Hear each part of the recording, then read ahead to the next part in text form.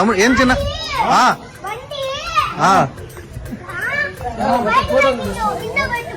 అవునా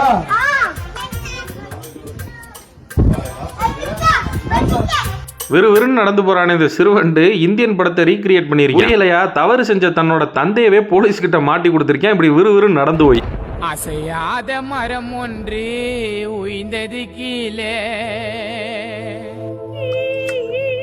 இந்த குட்டி பைய பண்ண இந்த தரமான சம்பவம் எங்க நடந்திருக்குன்னா, ஆந்திர மாநிலம் நெல்லூர்ல அனந்த சாகரம் அப்படின்ற ஒரு பகுதியில் வாகனங்கள்லாம் வச்சிருக்கவங்க முறையான ஆர்சி புக் இதெல்லாம் வச்சிருக்காங்களா அப்படின்ற செக்அப் ஒன்று போயிட்டு அந்த ஒரு செக்அப் அந்த பகுதியில் நடக்க போகுது அப்படின்னு தெரிஞ்ச உடனே இந்த குட்டி பையனோட அப்பா சுரேஷ், நம்ம வண்டிக்கு புக் எதுவும் இல்லையே, வந்து பிடிச்சாங்கன்னா ஃபைன்ல கட்டணும் அப்படின்னு சொல்லிட்டு அந்த வண்டி அவங்க போறதுக்குள்ள எங்கேயாவது ஒளிச்சு வச்சிடணும்னு ட்ரை பண்ணி பக்கத்து தெருவில் உள்ள ஒரு வீட்டில் போய் ஒளிச்சு வச்சிருந்திருக்காப்ல. ஆனா என்ன மேட்டர்னா, அவங்க மயன் அதை அம்பிட்டையுமே சிசிடிவி கேமரா மாதிரியே பின்னாடியே தெரிஞ்சு படம் பிடிச்சிட்டேன் எங்க நம்ம அப்பா வண்டியை வச்சிருக்காரு. அந்த பையனுக்கு 6 வயசு, அவன் பேர் மகேந்திரா. அவங்க வீட்டுக்கு வந்து வாகன சோதனைக்கு போலீஸ் வந்திருக்காங்க. அந்த நேரத்தில் அந்த பையன் விளையாடிட்டு இருந்தவன் வந்து, என்னத்தை தேடுறிய, வண்டியவா தேடுறிய, தேடினா கிடைக்காது, ஏன்னா எங்க வண்டி இங்க இல்ல, எங்க அப்பா ஒளிச்சிட்டாப்ல, நீங்க வரியன்னு தெரிஞ்சு பக்கத்து தெருவில் ஒரு வீட்டுல கொண்டு எங்க அப்பா வண்டியை வச்சிருக்காப்ல, வாங்க நான் காட்டுறேன் அப்படின்னு கூட்டு போயிருக்கேன். அந்த போலீஸ் கையோட கூட்டிட்டு போய் அந்த பாருங்க எங்க அப்பா அங்கதான் நிக்கிறாரு, போய் புடிங்க அப்படின்னு சொல்லி போட்டு விட்டு இருந்திருக்கேன். சுரேஷ் மைய சுட்டி குழந்தை அந்த பயலையும் போலீஸையும் ஒன்னா பார்த்த உடனே அந்த அப்பா கொடுத்த ரியாக்ஷன் அல்டிமேட். அதை ஏன்டா கேக்குற?